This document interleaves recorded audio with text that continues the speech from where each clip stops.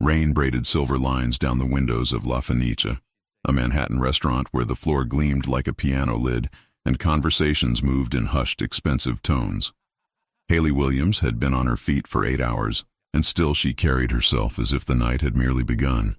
Apron crisp, ponytail clean, a studied grace that made people underestimate her in the first blink and fear disappointing her in the second.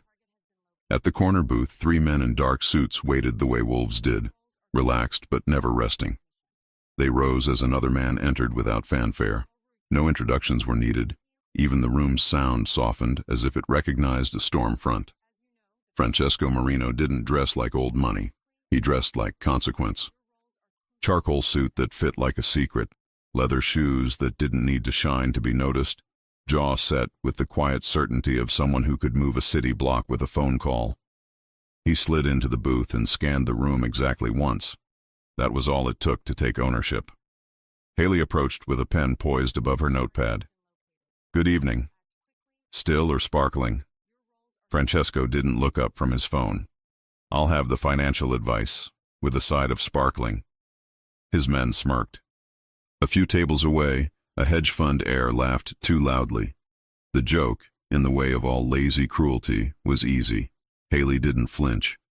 "I'm afraid that's off menu." Her voice was clean glass, polite, uncut. She waited. He kept his eyes on the phone, the flick of a smile at the corner of his mouth, then lifted his gaze and stalled. He'd expected flustered. He met steady. "Fine," he said, as if he hadn't been testing the tide. "But if you were me, where would you put, let's say, $1 million by Friday? Purely entertainment." His men leaned back, enjoying their boss's sport. Haley followed the rules.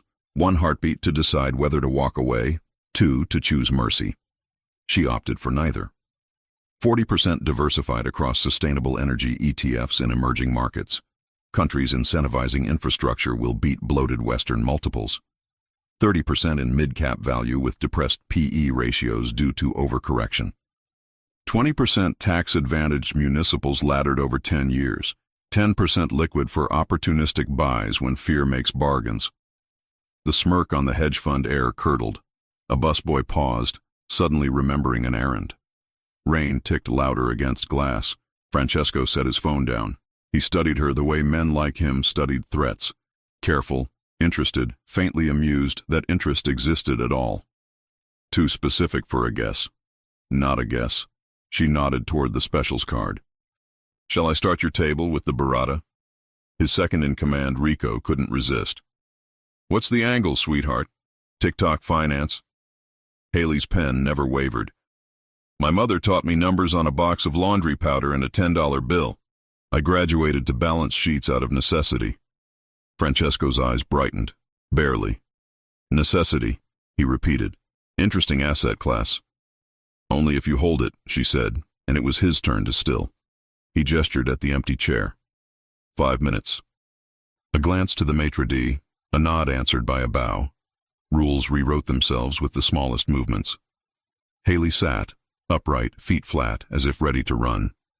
"This is inappropriate. So was your portfolio breakdown." Calm, faintly amused. "Explain the emerging market angle." "Growth that isn't window dressing," she said. "Real demand. Government incentives that actually bite. Energy usage data that matches reported capacity, unlike certain too-smooth growth curves that shouldn't exist outside marketing decks." Rico chuckled. "She reads footnotes." "Footnotes tell the truth," Haley said softly, "unless someone is paid to change the font." Francesco tipped his head. "And if the truth bites back?" "Then you were overexposed," Haley replied. "And you mistook leverage for genius." Silence collected like velvet. In that moment, he wasn't testing her. He was remembering something he'd seen in a different room, with different men, when a different number had gone the wrong way because someone bet reputation against math. "Your name?" he asked. "Haley Williams." "Francesco," he said, and waited to see if she recognized the weight. She met the name without outward reaction. Only her throat moved once, a swallow, a tiny bell of nerves.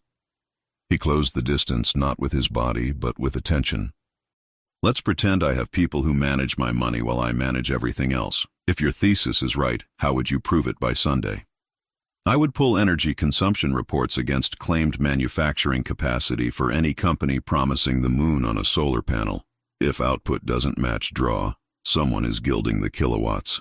Then I'd follow the board seats to see who's playing both sides. Rico's smile died first.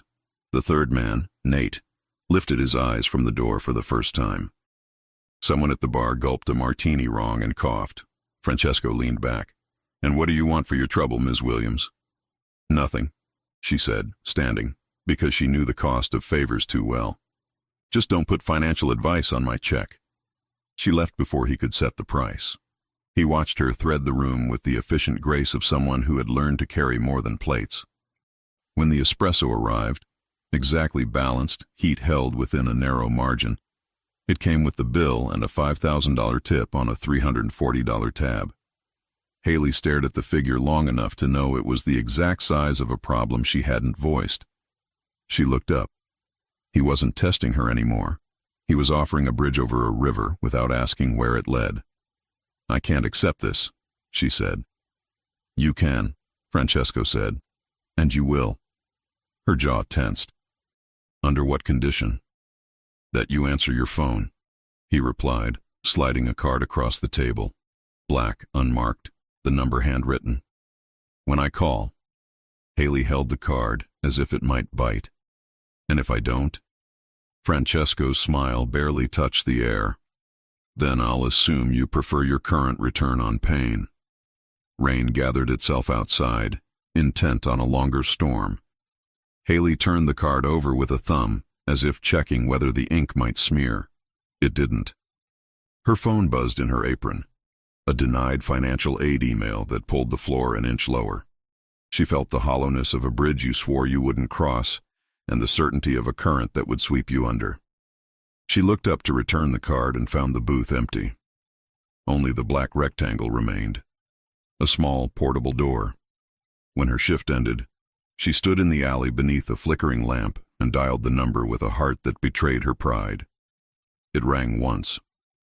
"Sunday," Francesco said, as if they were continuing a conversation he'd scheduled on a clock only he could see. "Bring what you said you'd bring." "What did I say?" Her voice didn't tremble. Her hand did. "The truth," he said, "and a reason to believe it." The line clicked. Thunder rolled up the river.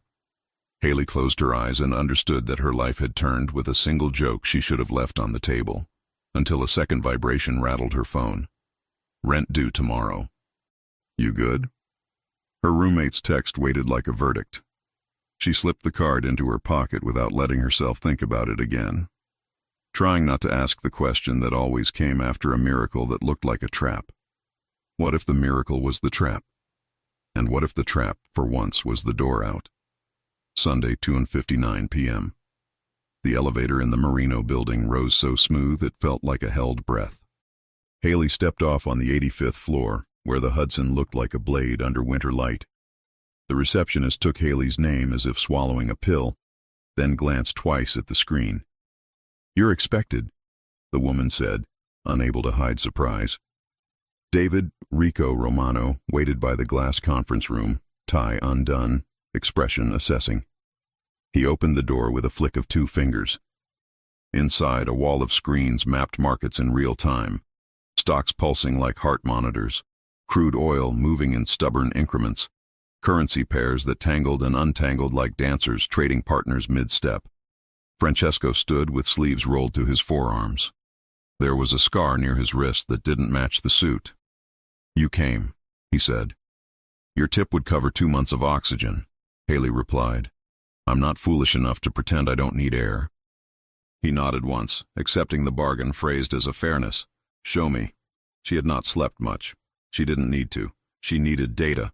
On her thrift store laptop, Haley opened a clean spreadsheet, the energy consumption versus reported output cross-check she'd described out loud as a dare to herself. Company A's line was a river that forgot to bend. Company B's growth curve looked like a prayer answered every quarter without variation. Company C's executive board contained a familiar surname, Valenti, that appeared again on a smaller cap table downstream. "They're too smooth," she said, enlarging the graphs. Nature doesn't behave like this. Build-outs falter, capacity stutters, power grids hiccup, unless the road is paved in imagination. Rico whistled low. She's saying they're cooking the books. I'm saying they're aligning the pictures, Haley corrected. A real factory has real noise. This is print shop quiet. Francesco watched the overlays with a concentration that altered the air. And the board seat overlap? It's a ring, Haley said, pulling up the Valente name, which lived like ivy across shell companies. Capital flowing through cousins and consulting firms. Someone is feeding a fraud pattern into clean vessels, then selling them to late money who want virtue and yield. He considered her in profile, the way her hands didn't shake because she kept them flat on the table. You speak like someone who has sat on the wrong side of a deal. I've waited tables on the wrong side of a dozen doors, she said. Different language, same weather. He didn't ask again where she learned this. He could see that asking would shut the door she'd cracked. What would you do? He asked. Short the prettiest liar, Haley said, and buy the uglier truth. Rico barked a laugh. She's got poetry. She's got teeth, Francesco said, not looking away from Haley. She finished the summary and waited for rescue or punishment. Instead, he poured coffee, dark as the river. You'll contract here, quietly. Different name if you like it that way. You'll work when you want, from wherever you want, with what you need. Haley's pulse tripped. Is this the part where the room asks for my soul? This is the part where the room asks for your eyes, Francesco said, and where I decide who's been selling painted sunrise to my people. Rico folded his arms. Boss? Francesco didn't turn. I know. What do you know? Haley asked. That if she's right, he said, then someone I shake hands with has been shaking my pockets. He slid a folder across the table. Inside, an NDA, a contractor agreement, compensation numbers that felt like oxygen at sea level. Another page, a line of emergency numbers with no names attached. You'll need a new phone, he said. Use this for anything that touches my office. Haley looked at the sleek device as if it had fangs. I can't sign my life in a room like this. You're not signing your life, Francesco said. Just your work. Your life is your own. Until it's not. A thinner smile. You know how quickly that changes. She did. She signed with slow care, like a person who had been punished for believing words on paper meant the right thing would occur. The pen felt heavier when she laid it down. Good, he said. Let's ruin someone polite. He pivoted to an internal map. Names Haley didn't know, companies she would learn, a charity gala circled on a calendar that made her mouth go dry. Black tuxedo events were fairy tales for people who'd never had to change shoes on a subway platform. What am I looking for? She asked. Cracks, he said. In numbers, in faces, anyone who looks like they're trying to remember where they left a lie. She met his gaze full on, the way she had on the restaurant floor. And what are you looking for, Francesco? Intent, he said. And the man who sold me a sunrise the rain washed off. Their eyes held. Rico cleared his throat. The river moved. Somewhere, a violin on the soundtrack in Haley's mind tucked into a higher key. When she left, a white Maybach idled at the curb. Too obvious, too kind. Her phone buzzed again. Rent paid. For now. Relief softened the sharpness behind her ribs until a second text dented it again. Financial aid. Final denial. The cliff reappeared. She stopped at a newsstand for a coffee she didn't need, just to hold something warm that wasn't complicated. The vendor slipped change into her palm, then closed her fingers around something else. A thin, crisp rectangle slid with the practiced touch of someone used to passing notes in public. She didn't look until she reached the corner. A card. No name. A street address in Brooklyn. On the back, written in careful block letters, "You're asking the wrong questions. Ask why he cares." Haley lifted her eyes and scanned the faces at the crosswalk. No one looked back. The rain started again. Soft, assuming. She tucked the card away. Later, she told herself. After the gala. After she proved that truth had sound and weight. after she learned whether a door could open without snapping shut on her ankle. But who wrote the card, and how did they know which way she would walk? The Marino Foundation Gala turned the old Cunard building into a cathedral of light. Marble columns wore hammered gold. The high blue vault of the ceiling cupped the cautious music of a string quartet like water holding stars.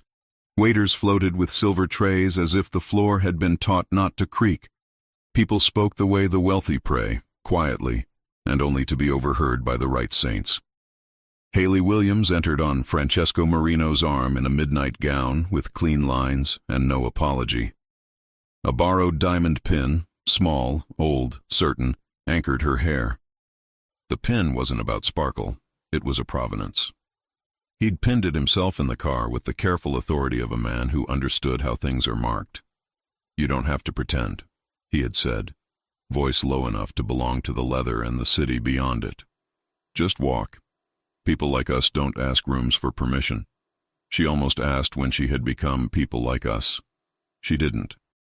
When the elevator opened, the room did its small, involuntary hush. The one it saves for power it didn't vote in. He didn't dress like old money. He dressed like consequence.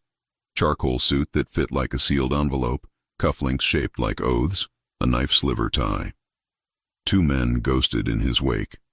Rico Romano, jacket unbuttoned to advertise that his hands were empty and fast, and Nate, whose eyes counted exits as naturally as other men counted drinks.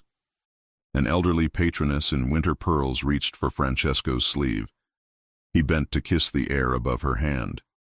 "Signora," he said, respectful enough to be remembered, distant enough not to be claimed. Haley felt the room's calculus shift around her, the way attention leaned and then corrected, as if an invisible maitre d' were reseating desire. She kept her breath level. She had carried trays through rooms just like this, gliding along the edge of carpets she couldn't afford to stain. Tonight the carpet held her as if it had been warned. "Smile when you're bored," Rico murmured as a congressman in a heroic tux approached, "and cry where no one can see." "I stopped crying," she said. "Not a boast, just weather." "Good," he said, and moved to intercept a photographer before the lens could decide who she was. Francesco introduced her to no one and to everyone. "A consultant," he told a billionaire whose cufflinks were newer than his marriage. "My eyes," he told a tech founder with teeth too white to be true. He never said her specialty, never offered a last name. In that omission was ownership and protection, a line drawn with a quiet blade. A waiter stumbled near the dais, catching his tray before the glasses sang. Francesco's head turned, expression unchanged, a fraction too quick to be coincidence. Haley felt it then. The net. Not just men and money, the family. The unspoken regal. The silent rituals that kept floors polished and enemies unpredictable. No one here needed to be told what he was. They recognized shape by shadow. Haley's phone gave a tiny, friendly tap against the inside of her wrist. Her scripts were already listening to the building's behavior through legal apertures and less legal ones. Capacity reports, power draw, freight manifests that didn't want to be cousins. Data whispered. The whispers agreed. "Left," she said without moving her mouth, and Francesco's attention slid the way a hawk's does. Nothing wasted. Haley had seen him look at men who owed him, at competitors who smiled like knives. She hadn't seen him look at her the way he did now, like the room had offered a single true line in a sea of ornament. That was when she spotted Enzo Valente. He held his glass the way a guilty man holds a truth, tightly, an inch from breaking. The suit was exquisite, the smile learned, the eyes busy counting exits. The surname had already climbed Haley's spreadsheets like ivy-choking brick. Board seats, consultancies, shells that looked like churches from the sidewalk. They started toward him. They didn't part the crowd. The crowd parted them. Halfway across the room, a woman in silver intercepted Haley with a hug that assumed a decade of intimacy and concluded a paragraph of gossip. "Haley?" the woman said, perfume engineered to be remembered by juries and donors. "It is Haley, isn't it?" Haley's lungs forgot when to move. No one had said her name here before. "Do we know each other?" The woman's smile shivered with victory. "Oh, perhaps I'm mistaken." You just remind me of someone from a firm that burned spectacularly. She had the same inconvenient affection for truth. A glance slid to Francesco's hand at the small of Haley's back. Men with resources do love a challenge. Francesco pressed his palm once against Haley's spine. It wasn't possessive. It was confirmation. I'm here. So are the rules. You're mistaking my consultant for a bedtime story, he said pleasantly. But if you tell me who, I do like endings. The woman's smile broke like bad sugar. I was only making conversation. Then make it elsewhere, he said, without heat and without room for disobedience. As she retreated, Rico drifted by with the inertia of coincidence and repositioned himself between Haley and 3 different cameras. Nate was already speaking into his collar, not loud enough to suggest worry, just precise enough to imply practice. They always try to name you, Francesco said, eyes still on Enzo. Names are levers. I prefer weights. Then let's weigh him, Haley said, and they closed the distance. Enzo, Francesco said, as if they were 2 men on a balcony, not 2 predators measuring blood. Your solar darling is a hit. Even the mayor knows the ticker. Talk is cheap, Enzo answered, grin wide as borrowed land. Returns are not. Fraud is remarkably affordable, Francesco said, silk over wire. Until it isn't. The grin twitched. I don't appreciate. You appreciate yield, Francesco murmured. He leaned in, voice meant only for Enzo and the ghost of a conscience. And you think capacity is a suggestion for men who can afford it. I don't need it to be anything. Sweat gathered at the clean seam of Enzo's collar. It had no business forming in a room this well air-conditioned. A city council member materialized, hand extended, smile pre-polished. Enzo grabbed the lifeline and drifted away on the little raft of small talk. Haley's wrist tapped again. Cross-check complete. On her internal map, Enzo's flagship company glowed the wrong color, reported output outpacing power draw by a clean, consistent 38%. Not a fluctuation. A policy. Generators don't behave like that. Men do.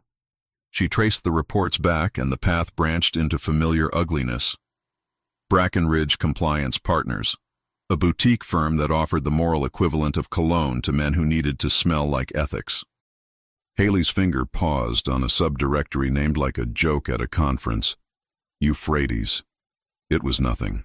It was everything.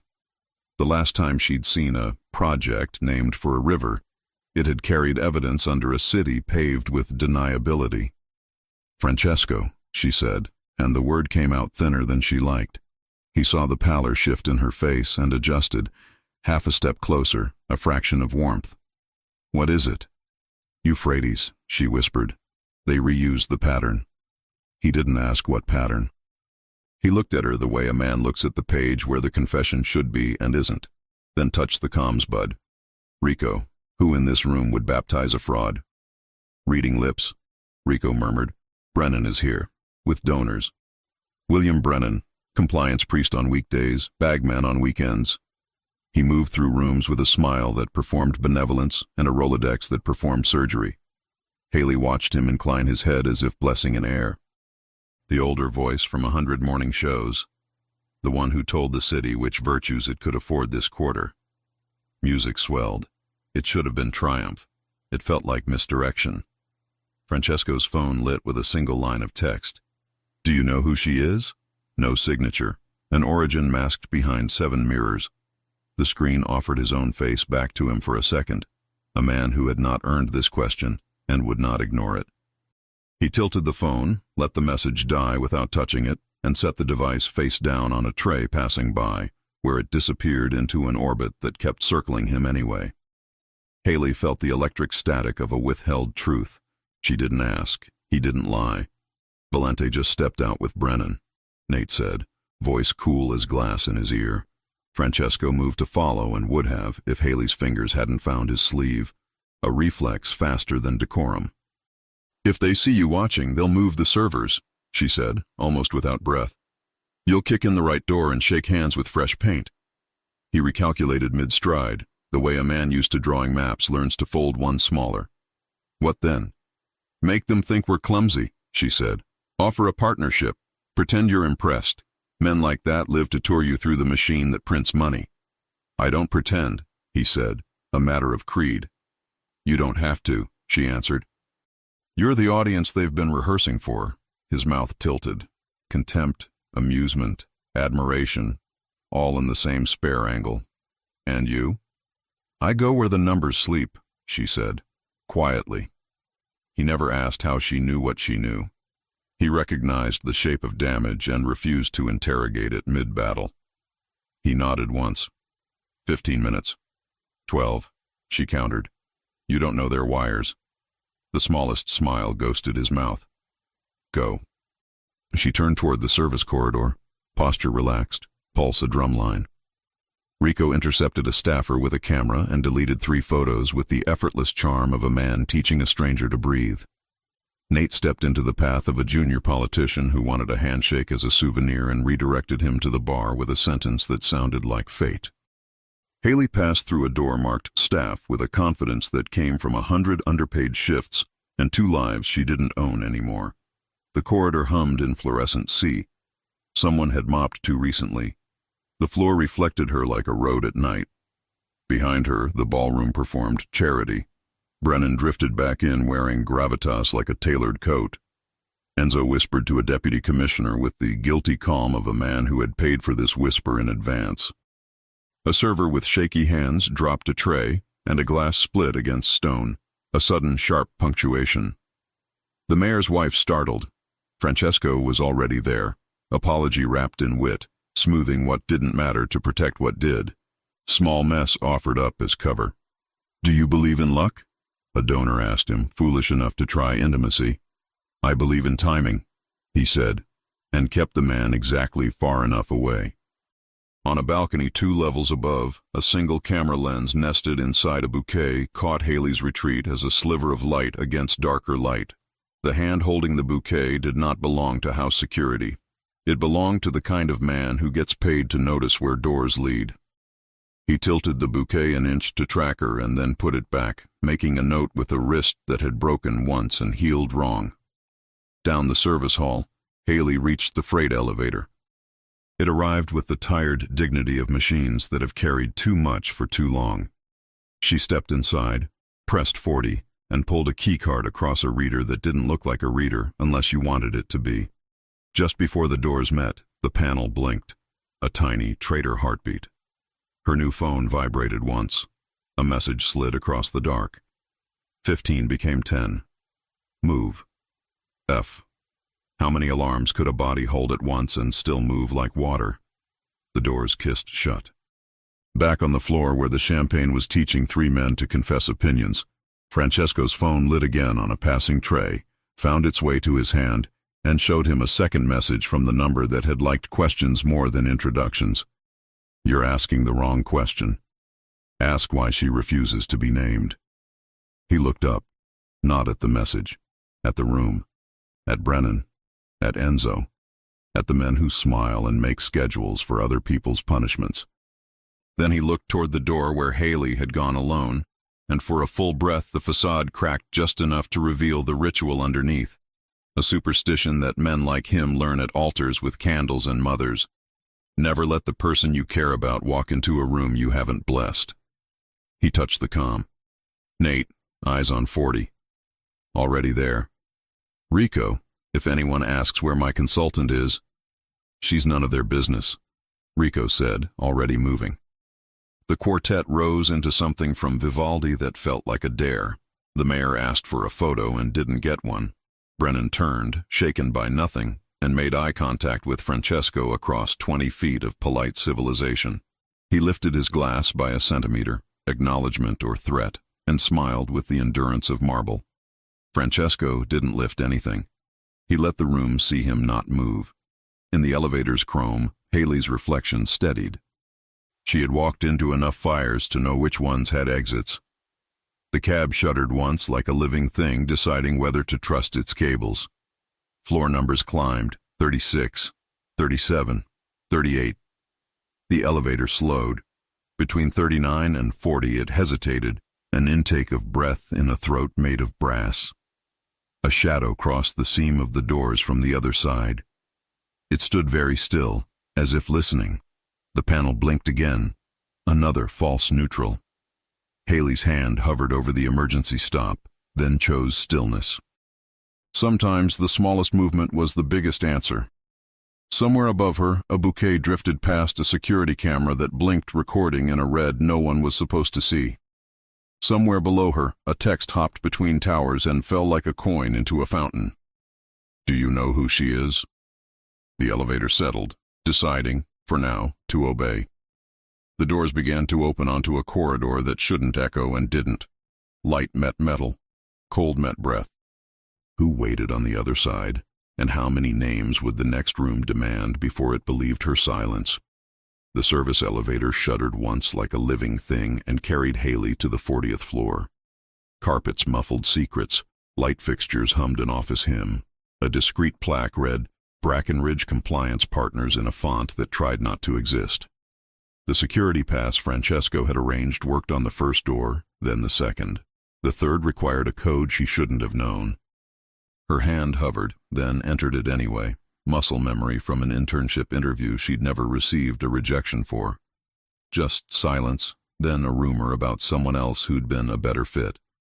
Inside, William Brennan's private office smelled like expensive paper and victory. Minimalist desk, deep rug. A locked steel box in the lower drawer, because men like Brennan always kept a shrine to their best lies. Haley knelt and lifted a bobby pin from her hair, grateful and angry at its usefulness. The lock gave like a confession in under a minute. Inside, USB drives, each labeled with what looked like river names and dates. Euphrates, Q4. Her pulse snapped. She slid it into the reader she'd brought and watched a directory sprout branches. Capacity audits, regulatory drafts, payment flows to boards that shouldn't be paid. And there, an audio file labeled Euphrates, call 1211. She nearly didn't click it. Then she did. 2 voices, time-stamped.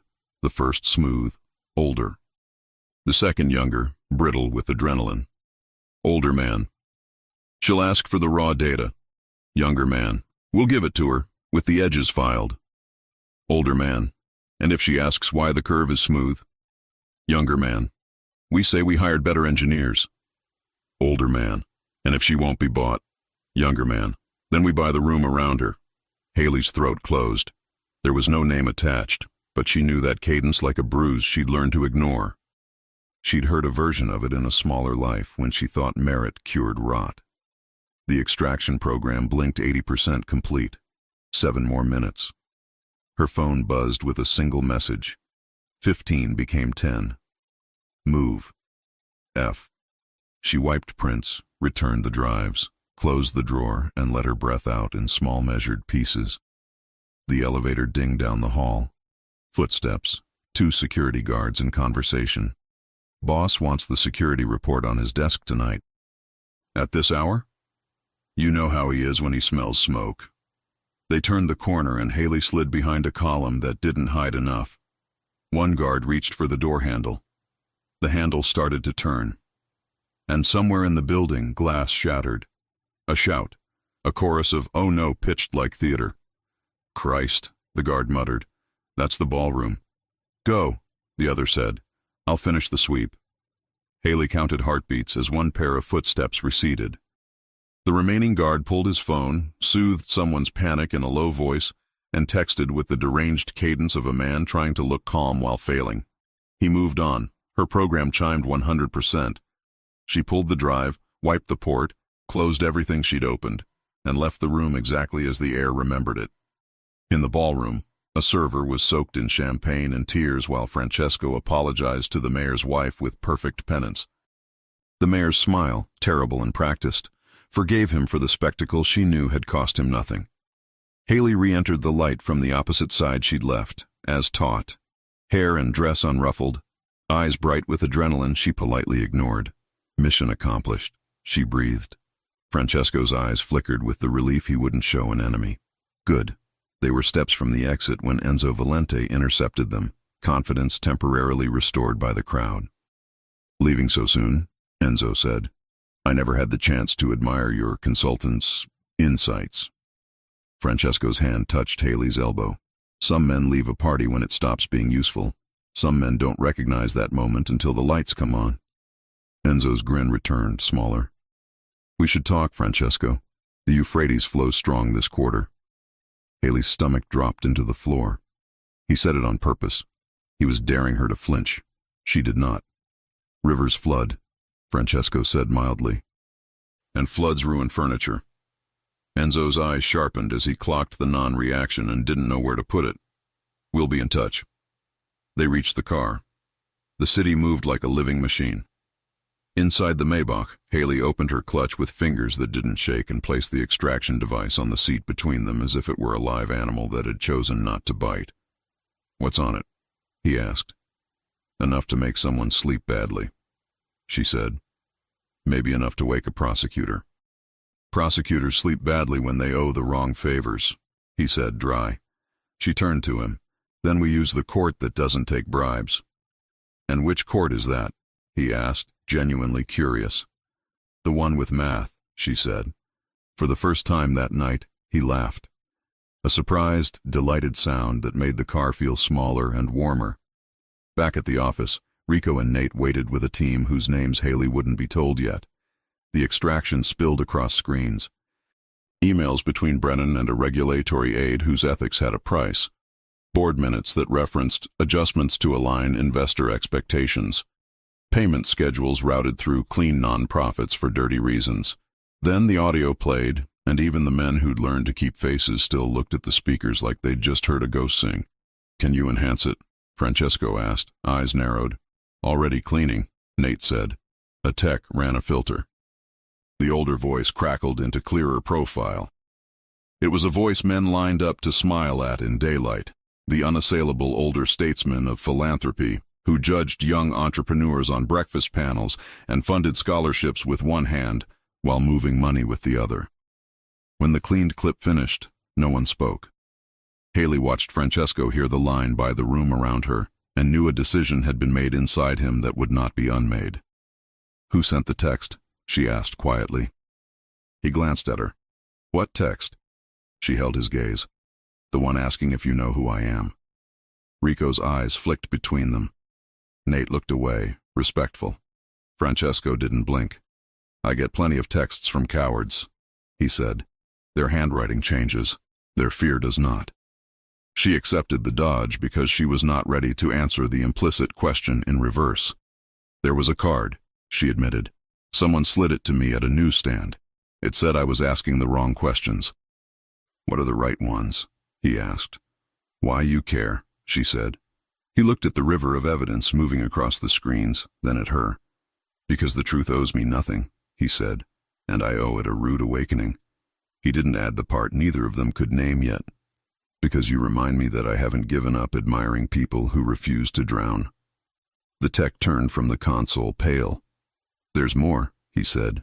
An internal security flag popped when we touched the Euphrates tree. Someone on the other side saw a handshake they didn't expect. Can they trace it here? Rico asked. Unlikely, but they'll know someone is looking. Francesco's jaw set.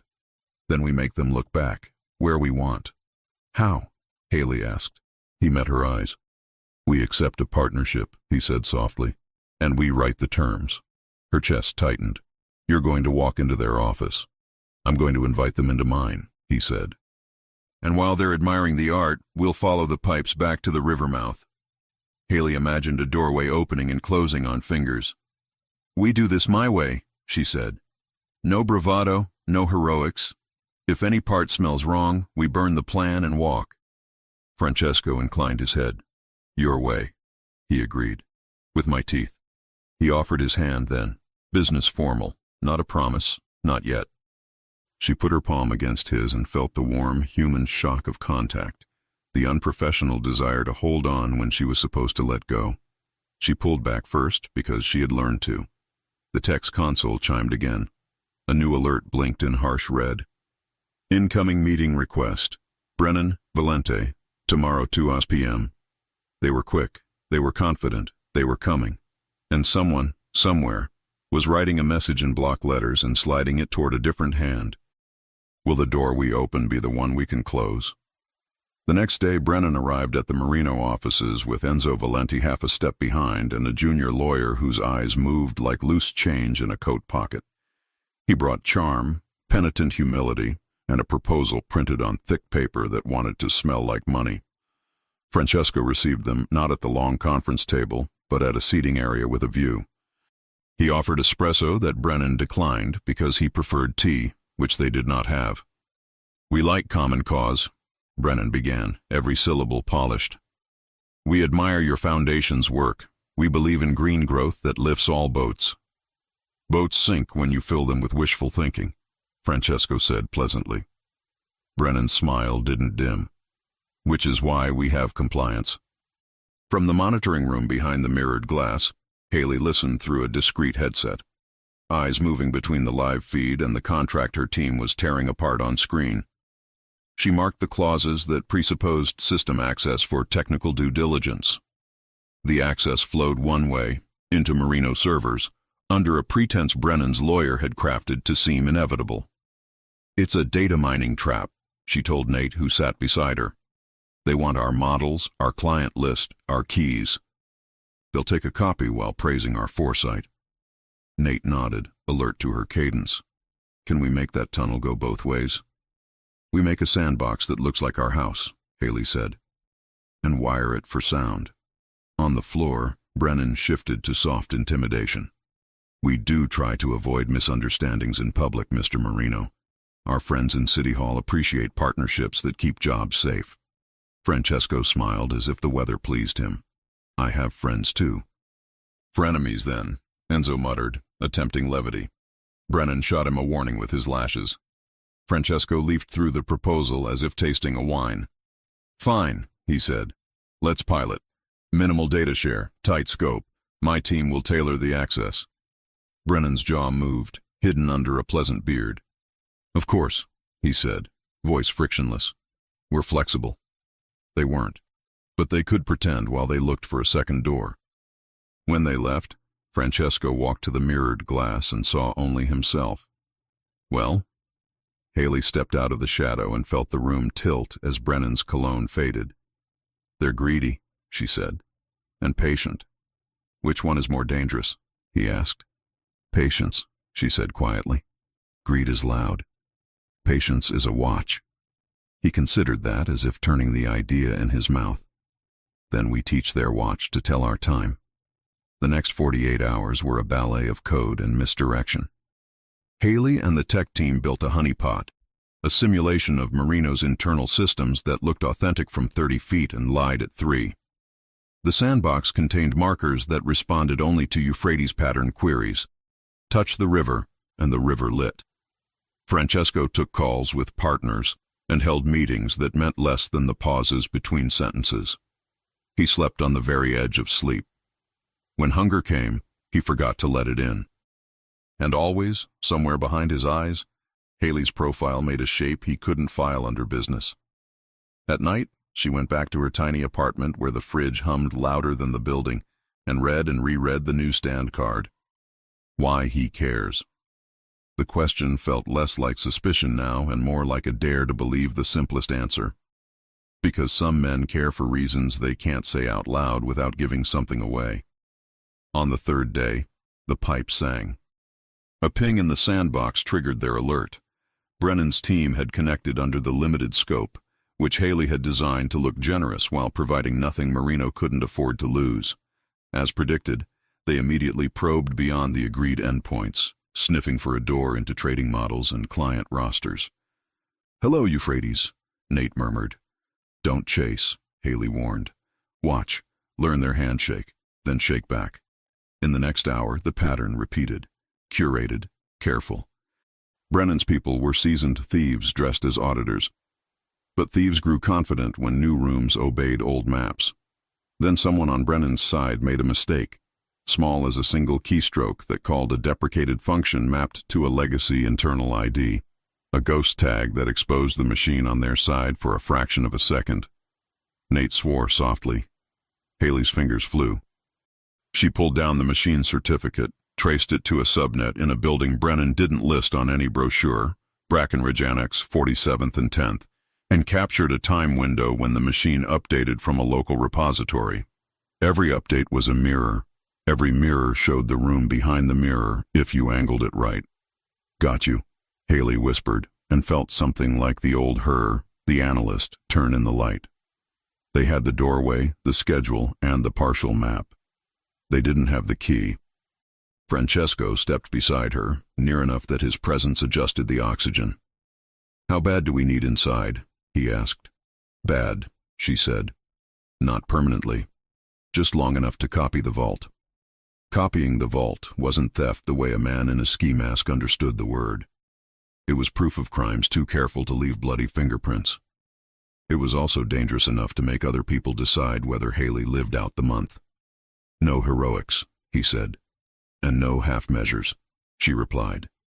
He nodded. "I'll make a mess at street level." She turned to him. "What kind of mess?" "The kind that makes everyone stare out the front window," he said, "while we walk in the back." 2 nights later, a water main break flooded 10th Avenue in cinematic fashion. Sirens, orange cones, angry men in bright vests shouting schedules into radios. Brackenridge Annex bled interns onto the sidewalk while a building manager argued with a city inspector who hadn't returned his call since 2019. Haley, in a maintenance jacket and ponytail under a cap, walked through the service entrance with a clipboard and a pass that worked because someone in the building believed clipboards were honest. Nate kept eyes on cameras. Rico paid a man who knew where hallways ended. The server room was colder than mercy. Haley's hands moved over ports and cables like a pianist sight-reading grief. The extractor hummed.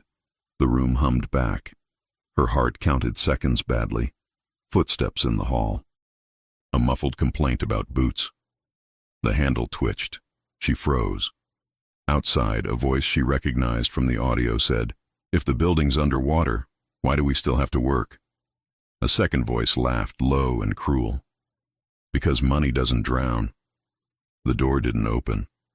When the extractor beeped complete, Haley pulled it, wiped the contact, and closed the cabinet with the same breath. She left past a janitor who nodded at her like they'd worked nights together for years. Back in the car, the device sat between her and Francesco, small enough to lose and heavy enough to dent a life. She looked at it, and then at him. "Why do you care?" she asked, the card finally asked aloud. His eyes didn't move from the road. "Because someone tried to buy the room around you," he said. "And in this city I own too many rooms to let that work." It wasn't the whole truth. It was the part he could say. It was enough for now. At the office, the files opened into architecture. Emails that named payments for cooperation. Drafts of regulatory memos edited in red by a hand the public believed incorruptible. And in the middle of the heap, a file that didn't belong, Williams' PDF.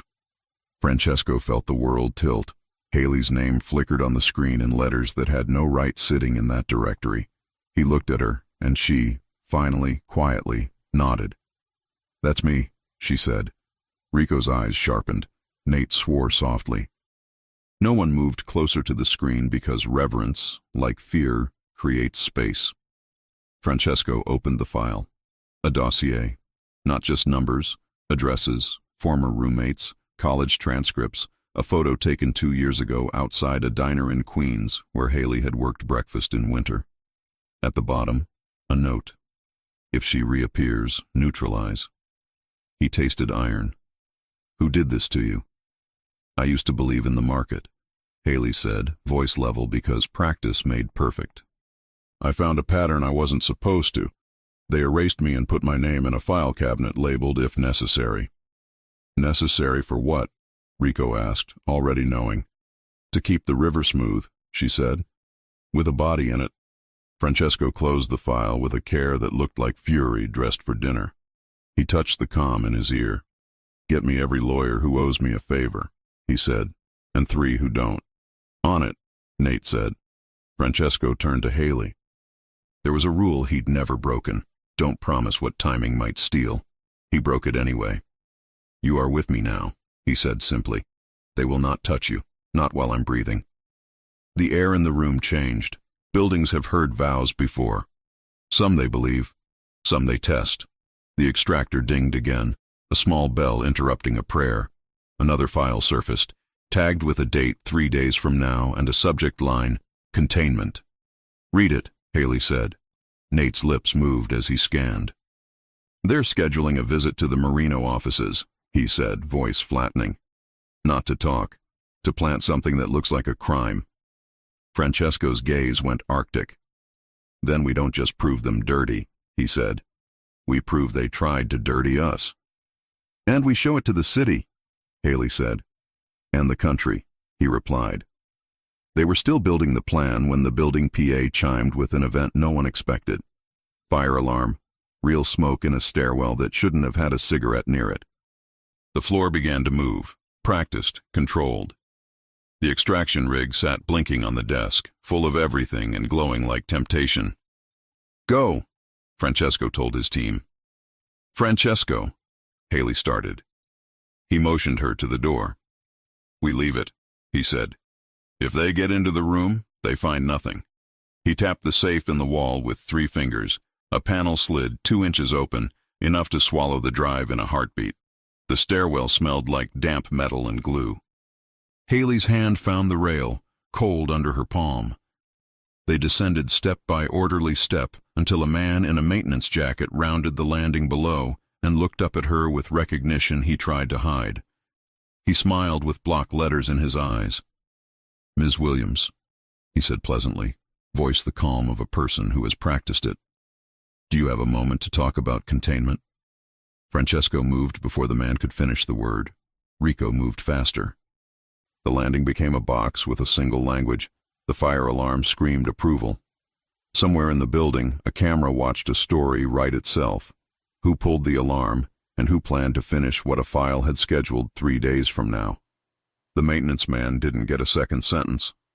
He reached for his pocket, and a hand met his wrist with a speed that would have broken bone if Francesco had chosen bone.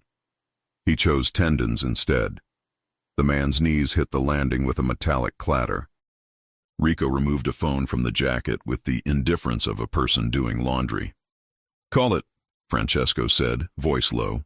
Nate, 2 floors above, had already pulled building security into a loop that routed through their own system. The maintenance badge lit red on a control screen. The name wasn't his. The photo was someone else's. Brennan had sent a man wearing city clothes. "Police?" Rico asked. "Not yet," Francesco said. "He'll say we lured him." He looked at the man. "Who told you containment was on today's schedule?" The man's mouth smiled while his eyes asked for a softer world. "I like your building," he said. "It has pretty alarms." Haley didn't realize she'd stepped closer until the man's gaze snapped to her, triumphant. "There she is," he crooned. "The variable." Francesco's body made a small move that meant violence later. Haley held up a hand.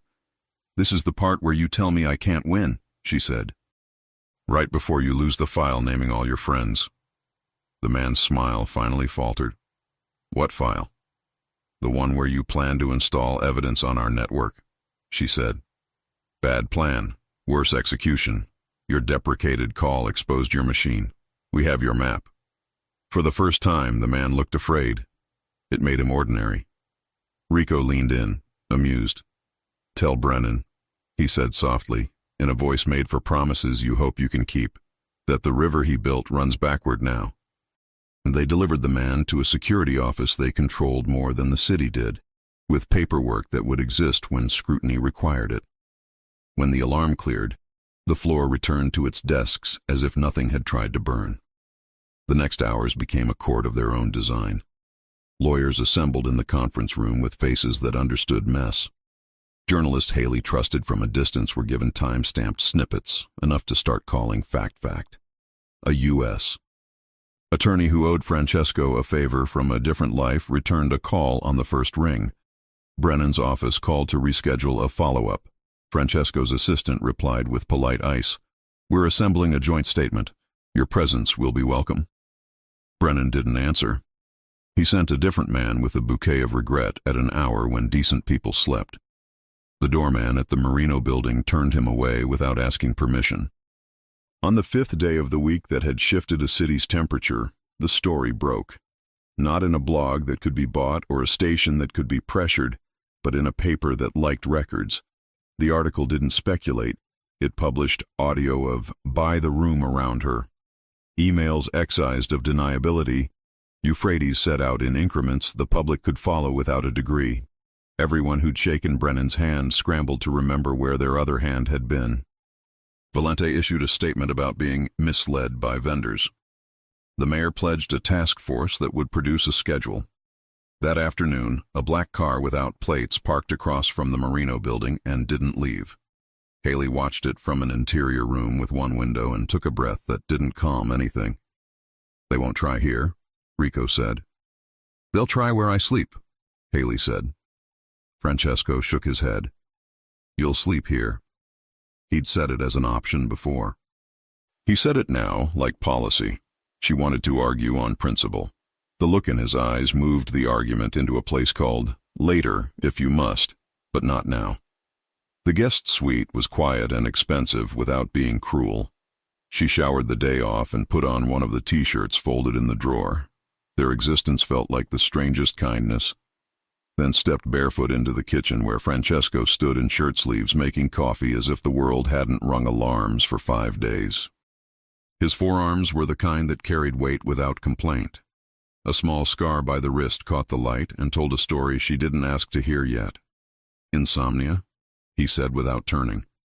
"Graduating from it," she said. He turned then.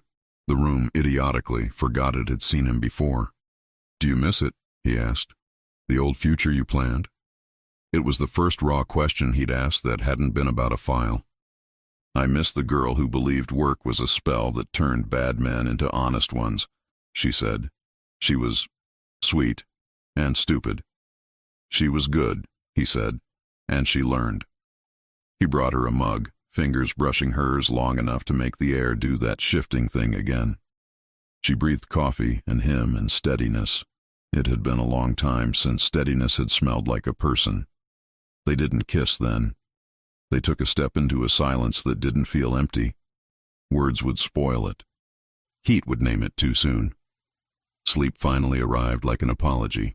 In the morning, the world continued its new habit. Brennan indicted. Enzo flown to Miami and caught in a photo with sunglasses and no comment. The U.S. attorney held a podium with names as if they were coordinates. The older voice from the audio lost 3 board seats in under an hour and gained a lawyer famous for delaying the inevitable. Haley watched it happen, not trusting it, then trusting it enough to let a breath travel all the way to the bottom of her lungs. She turned to find Francesco at the glass, looking at a city that had been his battlefield and his inheritance. "You did it," she said. "We did something," he replied, "and the river found the ocean." She set the mug down and closed the distance because progress deserved contact. She kissed him first, slowly, as if learning a language she'd secretly spoken for months. He responded with the patience of a man who had taught himself not to want what he could not protect. When they drew apart, she rested her forehead against his and laughed, quiet. "I thought I would never believe in rooms again," she said. "And here I am in one that didn't try to buy me." He smiled, real and young around the edges. "This room is yours," he said. The doorbell rang. Rico opened it and admitted a courier with a brown envelope and a face that wanted to be elsewhere. The envelope carried no return address, only a handwritten H on the flap. Haley broke the seal. Inside, the newsstand card, returned. And beneath it, a single printed photo from a camera that preferred corners. Haley leaving her Queen's Diner 2 winters ago, a man across the street watching with a phone held chest high. On the back, "You chose the right question. Now ask who wants the answer." The room chilled. Francesco's jaw flexed. "Brennan's people?" he asked. Haley shook her head. "No. This is neater." Her phone buzzed before fear could settle into furniture. An unknown number. She put it on speaker. A voice with a layered accent, Midwestern vowels wrapped around East Coast consonants, filled the kitchen. "Congratulations," the caller said. "You overturned the table. Now do you know who said it?" Francesco's eyes went black in a way that meant nothing to do with color. "Name yourself." "Names are rent-controlled," the voice said, amused. "Let's save them, Ms." Williams, you made enemies when you proved you could swim. Some of them aren't done building rivers. Silence. Breathing. The city outside. Uninterested. I'll send a list, the voice continued. Not out of charity, out of alignment. We both dislike men who think rooms belong to them. A pause. One last thing. Don't mistake the man beside you for the rooms he owns. Sometimes the owner hates the wallpaper. The line clicked dead. Rico swore. Nate, on the intercom, requested permission to break several laws with style. Francesco spoke last. We find him, he said. Haley folded the note in half, then in half again, like containing a thing shrank it. We find them, she corrected. Because this isn't one man. It never is. Francesco nodded. Then we build a bigger room. She looked at him, at the man who had joked about financial advice and found himself asking for more than money. The man who had decided to care at the exact moment the world wished he wouldn't. Together, she said. Together, he answered. They stood side by side, not as savior and saved, but as partners who had learned each other's languages. His of teeth, hers of truth, and the one they invented that braided both into future. Outside, the river kept moving, obedient to gravity, indifferent to names. Inside, two people chose a direction and a speed. The elevator chimed down the hall. A new file opened on the screen with a subject line that felt like a drumbeat. Project, Harbor, Phase 1. The cursor blinked. Who sent the file, and what will it cost to open it? If you enjoy stories like this, take a moment to subscribe to the channel. That's how I'll know you truly liked it. Even if you're watching on your TV, grab a second to join this family of fans who love emotional and heartfelt stories. Your support means everything, and it helps us bring you even more tales like this one.